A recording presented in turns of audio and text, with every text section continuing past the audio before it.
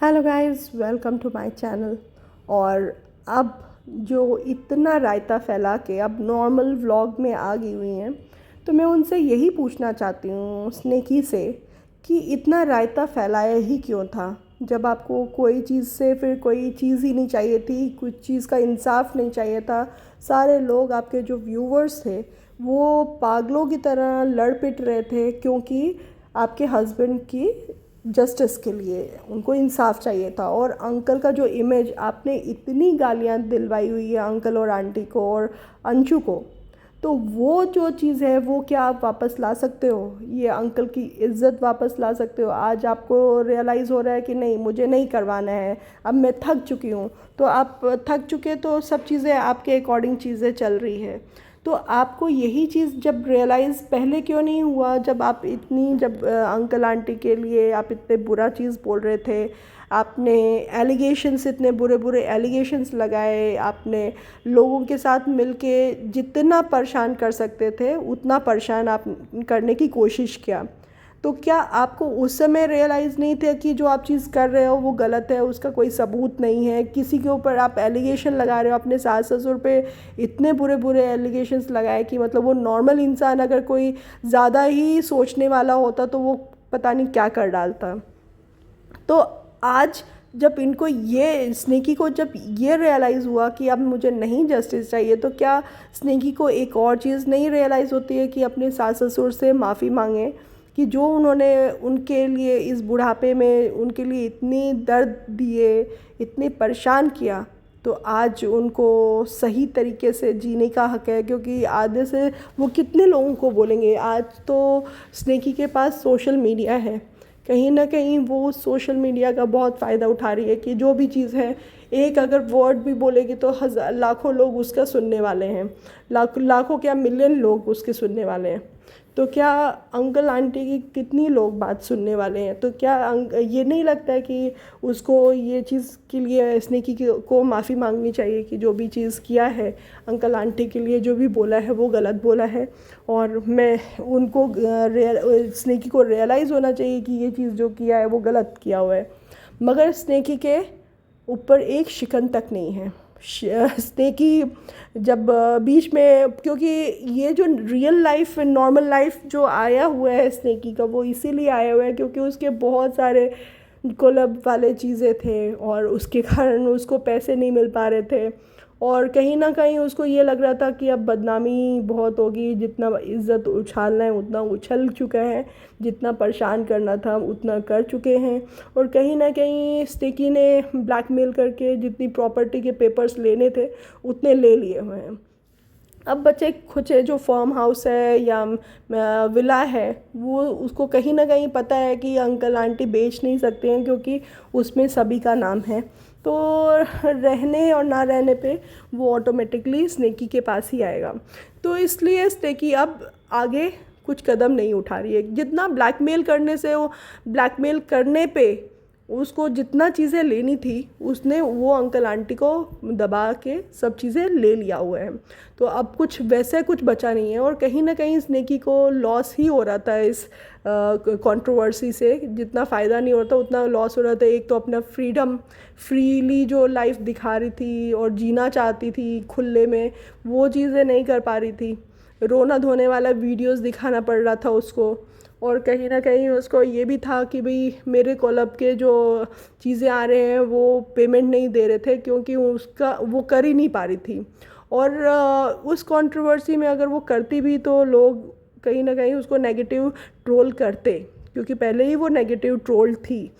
उसकी जो भी जितनी भी वो चीज़ें कर रही थी उसको यही लग रहा था कि मैं जो कर रही हूँ वो लोगों को बहुत अच्छा लगेगा, मुझे बहुत ज़्यादा सिंपैथी मिलेगी जैसे मुझे पहले मिलता आ रहा है।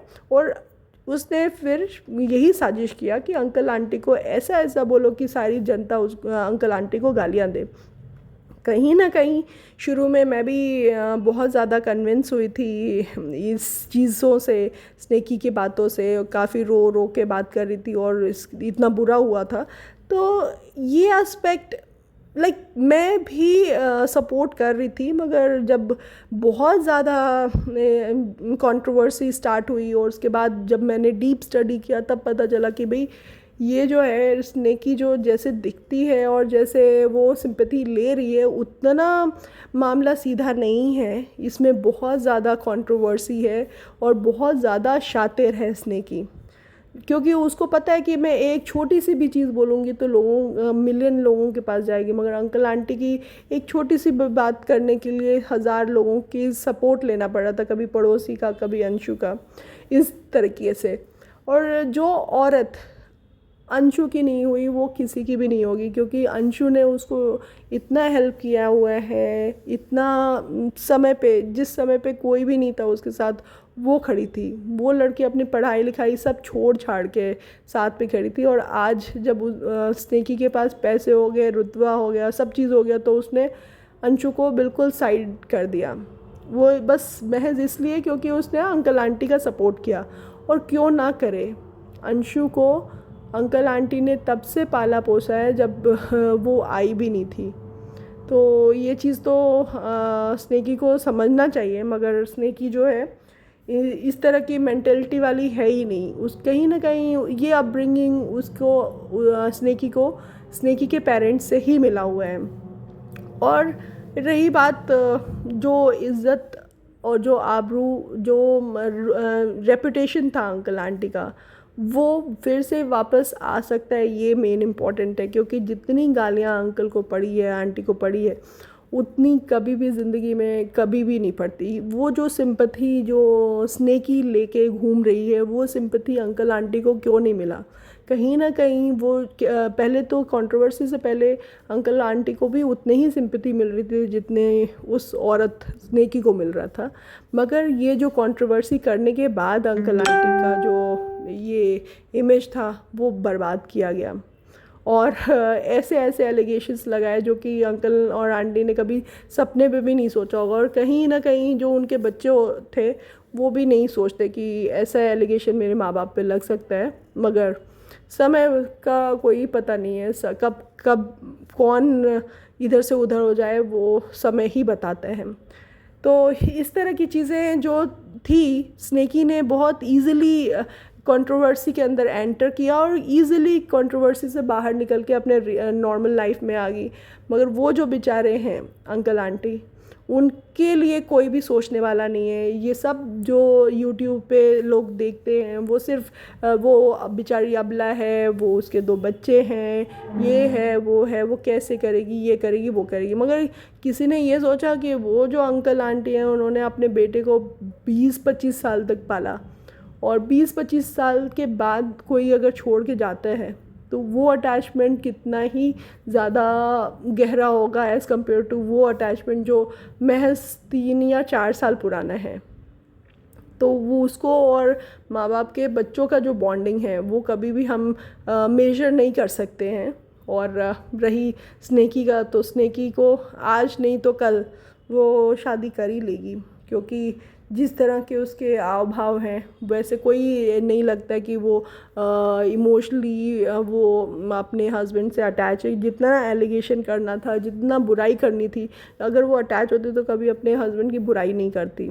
उसने दोनों के बुराई की है। एक को तो बिल्कुल ख़तरनाक क्रिमिनल बना दिया हुआ था, और दूसरे को बना दिया था कि उसको कुछ आता नहीं था एडिटिंग के लिए, तो इसलिए महारानी को ही चूज़ किया। तो अगर एडिटिंग के लिए ही करना होता तो वो हायर भी कर लेते।